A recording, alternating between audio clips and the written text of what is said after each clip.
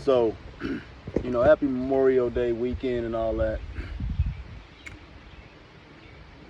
We got to be real about Caitlyn Clark. And I mean, we got to be real. Turnovers extremely high. I think she's averaging about 5 a game. About 18 points, if I'm correct. Numbers not looking too shady. Had her moments, hit some good shots, big shots. And all of this, they 1-5, something like that. They won their first game. And you know what all this sound like to me? I see a lot of people calling her a bust. You know what all this sound like to me? It sounds like a rookie who just went to a team in back-to-back years who had the #1 overall pick. Sounds like a team that's not that good.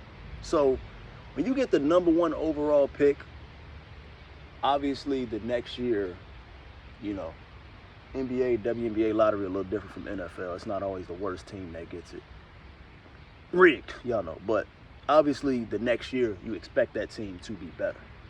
If that team gets the #1 pick again, that means they're still pretty bad and there's still some holes, and it could mean their first overall pick they got is probably not the answer. So with her being there, they're looking at her as the savior now to save that franchise. And obviously all the attention is going to be on her. People are watching college basketball strictly because of her. Just like Stephen Curry changed the NBA with his shooting and his range, it's the same thing with Caitlyn. She's shooting it from 35, 40, pulling up from the logo. That's what's exciting in college basketball, in women's basketball. Well, college basketball too, especially since they don't have no high risers, high flyers gonna dunk on you, do this, and that. Their game is different, so they're gonna look for that range, the handles with the range off the dribble. So when I see so many people, grown men, women around the league just trying to bash this girl and this, and that, it's crazy. And like I said, I'm from Chicago. I see a lot of people saying Angel Reese is playing better and this, and that. Well, let's be real. Angel got another lottery pick on her team. There's a reason she went down to 7. She's crashing the board. She's leading the league in offensive rebounds. She's getting a lot of second chance points. She's not getting the attention Caitlyn is getting. You know what I'm saying? So it's kind of silly to look at to try to even compare the situations, to try to bash one. But we all know, I hate to bring that into it, but it's the facts. She's a white girl doing these things, and that we just not even gonna sit there and sugarcoat it. That's pretty much what it is. I seen that. What was that? Becky Hammond, is that the coach name? She's the coach for the Spurs too. Her saying she don't see any hate. Come on now. We got to stop this. It's definitely some hatred going on for that girl.